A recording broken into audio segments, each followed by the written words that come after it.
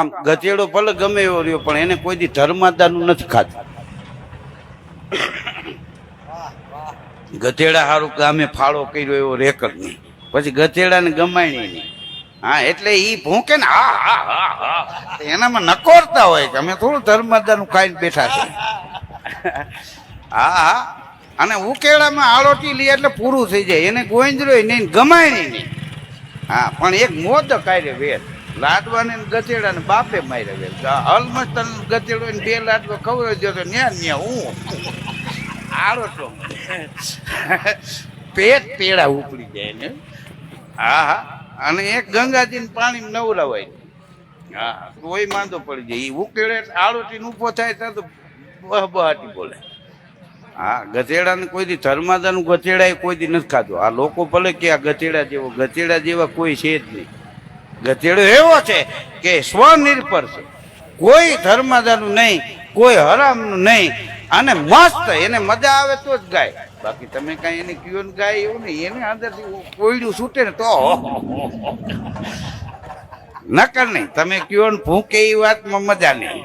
હા હા હા તો આપણે કહીએ છીએ ગધેડા જેવો છે. ગધેડા જેવા હોય તો સારું કહેવાય. ગધેડા કંઈ થોડું ધર્મદાનું ખાય. આ સત્તાધારના કામ ભૂત કરે. બોલો એની માનતા કરું ને, કારણ કે રામ બાપુ લેવા હતા ને માંડાવળથી અને ભૂતને વડલે રાખ્યા અને 3 ટાણા એ કે થાળ તમને ધરશું. એટલે ભૂત સત્તાધારના કામ કરે. શું કામ? ભૂત સમજે છે કે જગ્યાનું મફત ન ખવાય. આપણને નથી ખબર. બોલો આ ભૂતને થાળ ધરે છે ને એટલે સત્તાધારની માનતા કરો ભૂત જઈને પૂરી કરી આવે, કારણ કે અહીંયા મોહકામાં જ બેઠા છે ભૂત બાપા. હા સત્તાધાર જાઓ, સત્તાધારના સંતની અજાણતાય કરે હાર, પાણી વિનાના પ્રાણ છૂટે અધવત સામજી. હા દીવો દાતારી ચણો, જેના તળિયે હતા તેલ, એમાં પૂરા દિવેલ સદાને માટે સામજી. જીવરાજ બાપુ હવારમાં હામાં મળે એનો દી સુધરી જાય એવો ઓલિયો સાધુ. કોની નોટ મૂકી અને 150ના છૂટા લઈ લ્યો તો એને ખબર ન પડે. હા ખબર હોય તો કે નહીં, પણ ઈ રૂપિયા તમે લઈને વિસાવદર ન પૂગો, રસ્તામાં ખીસું કપાઈ જાય, પાછા સત્તાધાર વૈયા જાય. હા હા ત્યાં કોઈ દી હિસાબ નથી થયા, ત્યાં કોઈ દી કમિટી નથી થઈ કે આટલા જ માણસો રસોઈ બનાવે છે ને રેઠે રેઠું હાલે. કમિટી ન હોય, એની મેળે મેળે માણસો આવે. કોઈ દી શાક વધે નહીં, ત્યાં કોઈ દી શાક ઘટે નહીં. આ સ્પેશિયલ બનાવવા વાળા નહીં, બનાવવા વાળા આવ્યા રાખે, જમવા વાળા આવ્યા રાખે, ક્યાંય એનો ફાળો નહીં, એમને નનામું દેવા વાળા આવ્યા રાખે. હા એ મજા. જગ્યા આપણી કોને કહેવાય? કોઈને જગ્યા ન મળે એને જગ્યા આપી દે, એ આપણી આ દેહાણી જગ્યા. હા આ ધ્યાન સ્વામી બાપા તમે જો આપણે કેવી દેહાણી જગ્યા. આ રણછોડ બાપા એટલે તમે બેહતા. હા એવા રણછોડ બાપા વિદ્વાન. હા એની પાસે બેહો તો દી ટૂંકો પડે. આ કારગિલનું યુદ્ધ હાલતું હતું અને એ વખતે પ્રભુદાન સુરુએ કારગિલ 25 પુસ્તક લખ્યું અને એની પ્રસ્તાવના લખાવવા અહીંયા આખે ગઢાવ્યા. દાદા આની પ્રસ્તાવના લખી દો આ પુસ્તકની. કયું પુસ્તક લખ્યું છે? તો કે કારગિલ 25. તે રણછોડ દાદા કે કારગિલનું યુદ્ધ તો અત્યારે ચાલુ છે. કે યુદ્ધ ચાલુ છે ને ત્યાં જ કે મેં આ લખ્યું છે.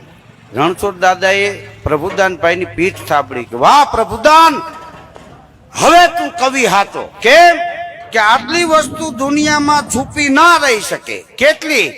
કે શાયર તીર કો નીર છુપે નહીં, પીડ છુપે નહીં, સુખ સુનાયો ગીર में સિંહ સગીર છુપે નહીં, ગજ દંત છુપે નહીં, જોબન આયા પર હિત પ્રતિ રતિ સંત છુપે નહીં, રીત છુપે નહીં, રઘુકુળ જાયા, એમ રેવત में રણછોડ છુપે નહીં, કવિ સૂર છુપે નહીં, યુદ્ધ મંડાયા. દરિયાના કાંઠે તમે માઇક બાંધીને મોજાને કયો, કુકવાટા મોજા મારતા હોય અને માઇક બાંધીને કયો ઘડીક શાંતિ રાખજો, મંત્રી શ્રી આવે, તો એ પાણી શાંત ન થાય. શું કામ? એ તો દરિયાના તીરનું નીર છે. સિંહણ ગામ છે બાપુ ખંભાળિયા પાસે, ત્યાં એક નાથા બાપા આયર હતા. હમણાં થોડાક ટાઈમ પહેલા ગુજરી ગયા. એને મને કીધેલું, મને કે દરિયાના મોજાને કોક દી પૂછજો કે તમારી મેળે મેળે આવીને કાંઠે ભટકાવશો કે કોક વચમાંથી ધક્કા મારે? તો મને કે દરિયાના મોજાએ કહે કે અમે દોડી દોડીને કાંઠે આવીને મોઢે ફીણ આવી જાય. હા એવો અમને શોખ નથી, પણ અંદરથી વચમાંથી કોક ધક્કા મારે એટલે અહીં ભટકાય છે. મને કે આખો પરિવાર હુઈ જાય ત્યારે અડધી રાતે તમારા જીવને પૂછજો કે હે જીવ તારી મેળે મેળે અહીંયા આવ્યો કોઈએ ધક્કો માર્યો છે તો કે આપણો જીવે કીએ મેળે અવાતું હોય ટાટા બિરલા વાળા ત્યાં ન જાય અહીંયા હાથિયું ભાંગવા હું કામ ગુડાણા પણ કોકે ધક્કા માર્યા છે હા શાયર તીરકું નીર છુપે નહીં ટ્રક વાળો ટ્રક લઈને નીકળ્યો પાણીના ગુનામ જવા દીધો ટ્રક બોડી સુધી ડૂબી ગયો ટ્રક વાળો છલાંગ મારી નીકળી ગયો તો કાંઠે ઉભા થઈને કીધું ઈ કે ભલા માણા તારામાં બુદ્ધિ છે કે નહીં કે આ પાણી ગુનામ ટ્રક નખાય તો ટ્રક વાળો શું કે ખબર બતકાના મોટા એ કે આટલા એટલા દેખાતા હતા મને એમ કે 1.5 ફૂટ ઊંડું હોય છે હવે એને ખબર છે બતક તરતા હોય હા એ કે હવે તું રેકડી આય નજર હામો ખરો હા નાયત કઈ ફરી જાય ગામ કઈ બદલી નું પૂરે કઈ નક્કી જ નહીં આદિ એનાથી આવેલો છે હનુમાનજી લંકામાં ગયા હા પછી પકડાઈ ગયા અને ઓલા લોકો કચેરીમાં લઈ ગયા ને પૂછડે ગાફા વીટા ને તેલ રેડ્યા ને અગ્નિ મૂકી એમાં લંકા બળી હનુમાનજી આવ્યા ને તો વાંજરા હવે વાહ ઠપકાર્યો કે એક જુવાને નાયતને ઉજળી કરી નાખી કે એક જ ગયો તો લંકા બાળી નાખી વાહ વાહ હા વાહ વાહ મીંડ્યા કરવા અને થોડાક દી પછી યુદ્ધ થયું લક્ષ્મણજીને મૂર્છા આવી વૈદને બોલાવ્યા કઈક જડીબુટીનું નામ દીધું હતું કે એ તો ફલાણા પર્વતમાં છે તો કોકે કીધું કે લંકામાં નથી કે લંકામાં હતી પણ હનુમાને લંકા બાળીને એમાં ઔષધિ બળી ગઈ એ નાયત ફરી ગઈ કે તને બાળવાનું કોને કીધું હતું કે હા સીતા માતાજીની શોધ કરીને આવવાનું હતું ત્યાં કોને આવું હળગાવવાનું કીધું આ ભડકા તે જ કર્યા ને હવે જા ઔષધિ લે આવ્યો મૂળ આના જ પુગાય એમ નતું એટલે સમાજ ઘણી વાર તમારા સામે બદલી જાય ને તો દુઃખ ન લગાડવું વાંદરા બદલી ગયા હા માણા ઘડીક આમ પવન ફરે એમ માણા પર હા અને પાછા ઘણી વાર તમે જો મહાપુરુષોને હેરાન કરીને પાછા રોતા રોતા પગમાં પડી જાય અમે કારા માથાના માનવી છે કીધું તમે કારા